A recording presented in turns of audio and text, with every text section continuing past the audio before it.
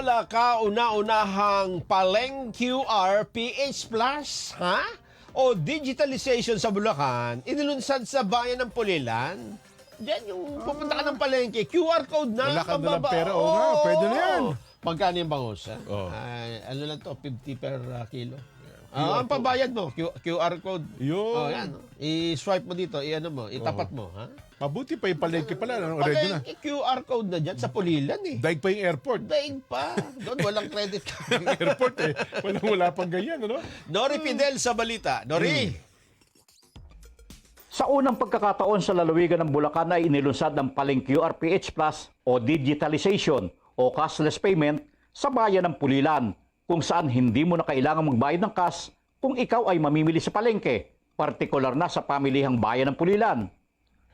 Ang nasabing programa ay pinangunahan ni Pulilan Mayor Maritza Ochoa Montejo na dinaluhan ng mga kinatawan mula sa iba't ibang ahensya ng pamahalaan, gaya ng Bangko Sentral ng Pilipinas o BSP, Department of Trade and Industry o DTI, DICT, DILG at ng Land Bank upang lalong maging produktibo ang nasabing proyekto na anilay malaking tulong sa komunidad.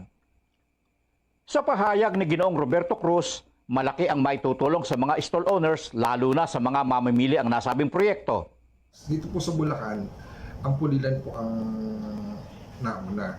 Unang-una kasi pagka ang gamit nyo, yung QR, mabilis. Hindi ka na mahihirapang magsukli. Hindi ka mangangamba na mali yung sukli sa'yo. Hindi ka mangangambang peki yung naisukli sa yung pera. Ganun din po naman yung ating mga vendor. Di po, sa cashless transaction po, ay may iwasan po natin yung pagtatransmit ng bacteria through physical na pera po. So, isa po yun sa advantage. Pangalawa, yung mga salisi, yung mga nagsasalisi, lalo na pag-araw ng tiyangge.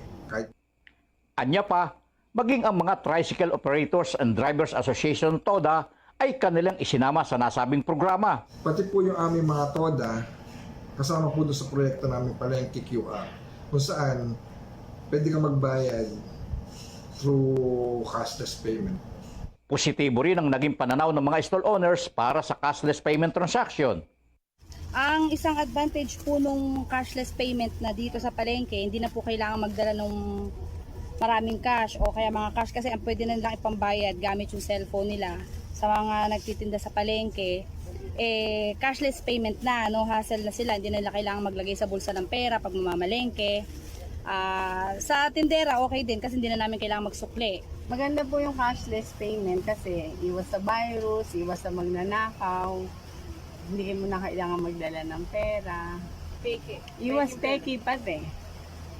May libreng internet din ang nasabing palengke para magamit sa kanilang cashless payment kung wala silang load o data. Hinimok naman ng mga nasabing ahensya ang publiko na itaguyod at suportahan ang mga proyektong sinimula ni Pangulong Bongbong Marcos sa ilalim ng bagong Pilipinas. Kasama si Joms Manaog, Nori Fidel, para sa 100% Balita. Dito na tayo sa kompleto, 100%.